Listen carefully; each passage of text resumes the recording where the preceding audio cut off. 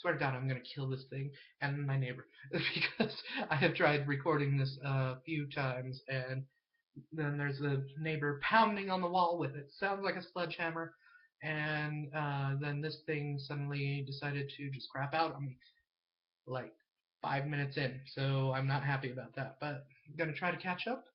So I went to Salt Lake City yesterday with my two friends, Reed and Austin, and I decided that I left a lot out of the blog, and I also wanted to comment on a few things in the blog. So, first place we went was the Church History Museum, which was quite fun. It was nice to see something I hadn't seen before because of all my years going to Temple Square. I've never been to the Church History Museum. Um, they left a lot out, but what do you do? And so after that, we went and wandered the temple grounds. We went to go snap a picture of the Christus statue.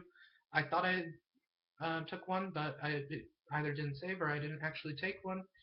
And I was going to take a few of them, but um, there were children climbing on that statue, like running around it and like climbing on it, and parents just smiling at it and everything. I'm like, don't let your child climb all over the work of art. Don't do that. This would not stand in a museum anywhere else.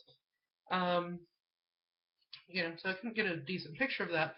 And finally, I just went, oh, screw it, and I took a picture, but I guess it didn't take.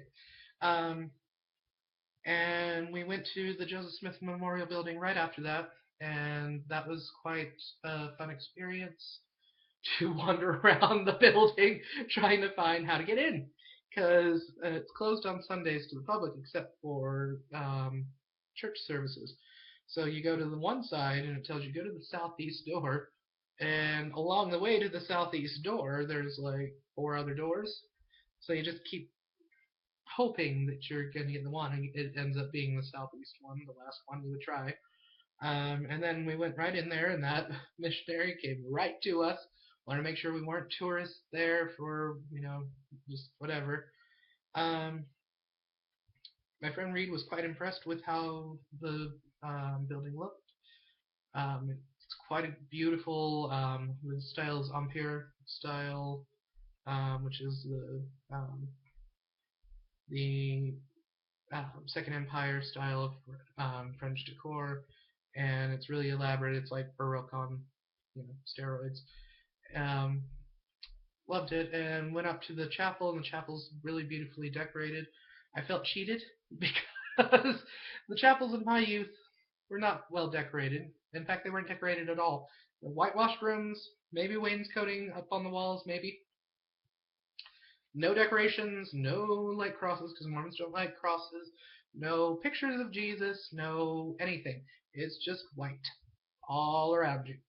And so you go in here and it's still white, but there's all these like beautiful ornate decorations in the ceiling and everything.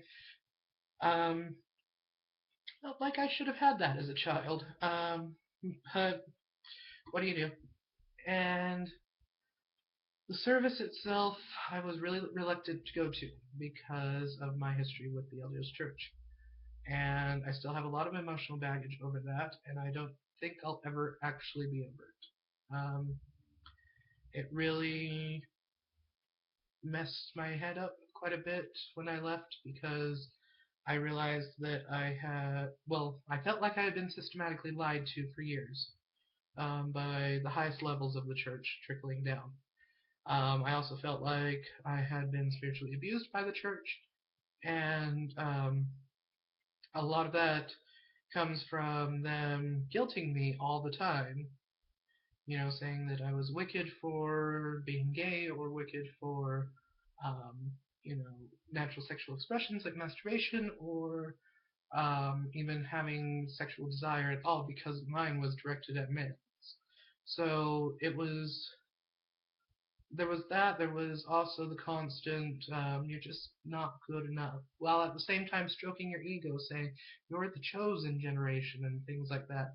It's quite a, you know, messed up thing. And there were nights where I would pray that I would be somebody else besides myself, and that I would wake up and not have these thoughts, or that I could maybe just die.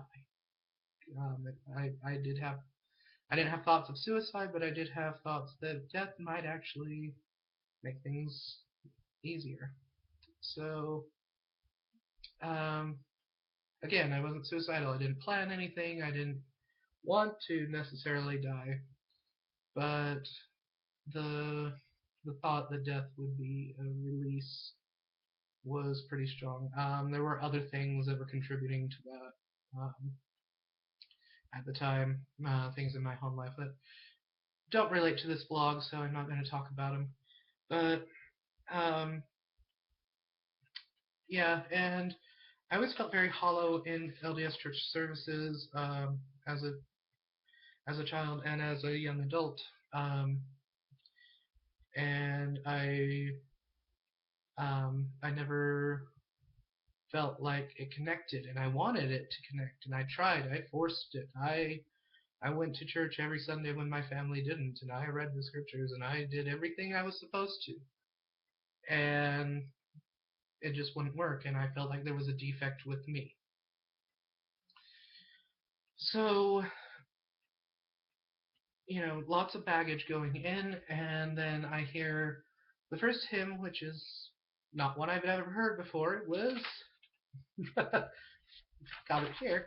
Um, oh, the Lord is my shepherd. It was basically the 23rd Psalm set to music, which I didn't mind that really so much, and I'd never heard it sang in a sacrament meeting before. If I had, I didn't remember it, so that was okay. And then the opening prayer, the lady definitely felt it. I commend her for not just reciting, the same old lines that people recite. Um, Afterwards, they did the baby blessing, which I still feel stupid that I did not include that in my blog because it was there. It was at the first part of the meeting, and I didn't include it. So I'm sorry for not including that.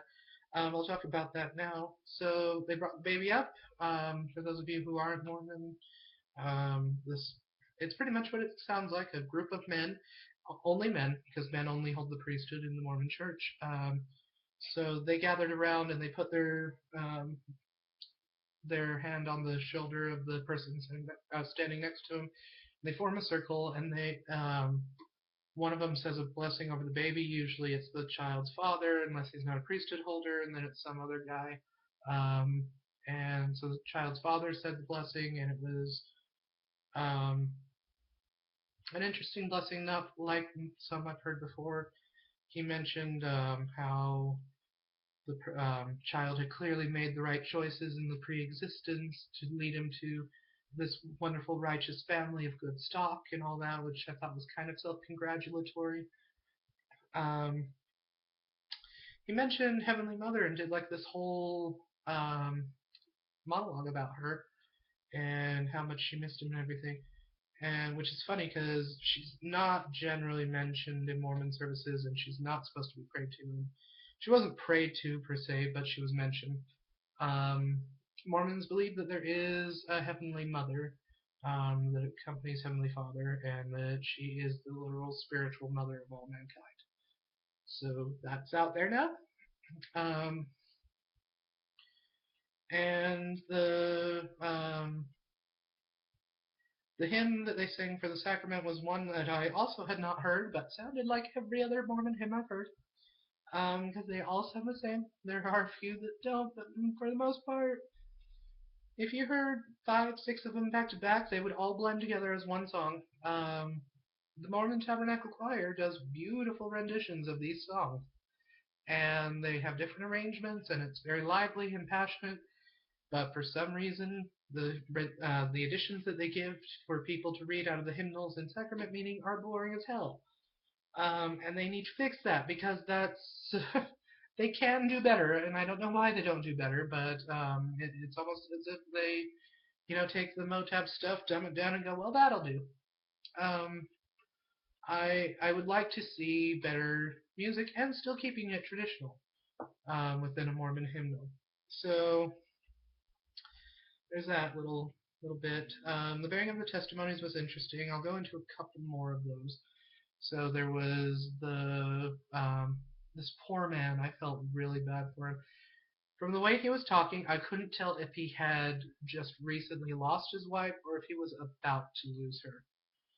And he got up there and he cried. These tears just sobbed at some points. And he was the only person who cried that I didn't question whether I was seeing genuine emotion or not.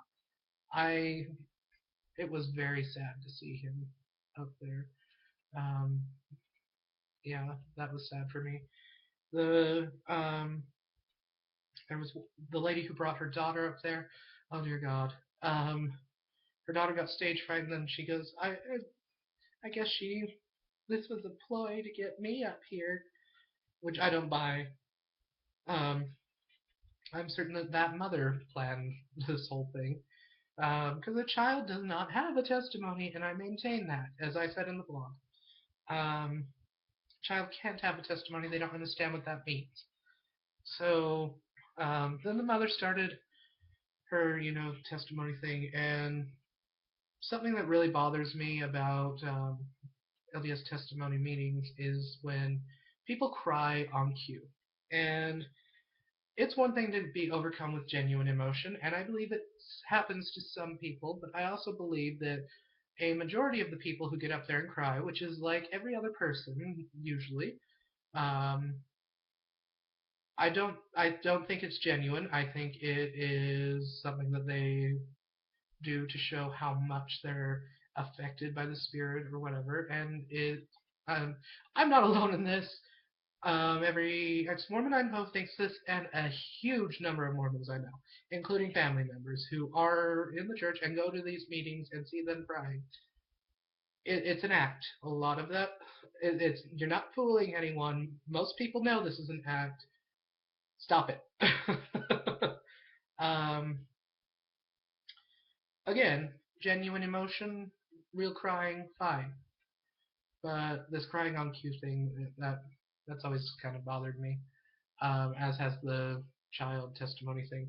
But there were some pretty nice testimonies. That poor man crying about his wife, that was sad. This woman who clearly she needed the structure of the church and everything in her life, and I don't begrudge someone something like that. And it meant so much to her, and it was really lovely to see someone with that kind of passion about something in their life, and I did enjoy that. So the closing song was a song, "As the Dew from Heaven Distilling." I had never heard that one, or if I had, I had forgotten all about it. It was pretty, similar to the other ones, but pretty. Um, I would like to see the Motab's arrangement of that. I'll look that up later. Um, So afterward, we went to the Cathedral of the Madeleine. Well, we went to Indian food first, and then we drove by the Cathedral of the Madeleine, and I made them stop. And I'm like, I need to see something really gorgeous like that from um, my past, because I've been there a number of times. Been to mass there 4 or 5 times in my life, I think.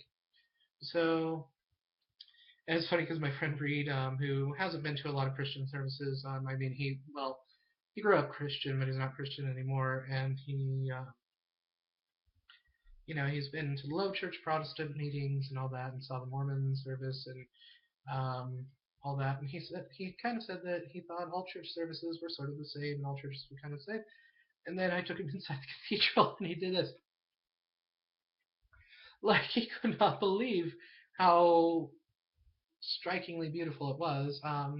There'll be 1 or 2 pictures of it down below, so go ahead and check that out. Also, I found a Danish Lutheran church building, and I'm like, I need to see the Danish Lutherans. They're going on this list. I'll knock someone off the list for that. And then I looked them up, and they've uh, moved into a different church building, and they're merged with the ELCA now. So I'm not going to that because I already have them on my list, and with a church in Ogden, and the church in Ogden looks much prettier than the one on the list. Plus, it's in Ogden. So that's that. now going to the Danish Lutheran Church. Um, uh, yeah, it's been an interesting journey all around, and I I hope it continues to be interesting. I hope it continues to challenge me like it has, and I hope it continues to make me think about things because it has quite a bit. I'll go into that some other time when I have more time, but in the meantime, I'll talk to you later. Peace be with you.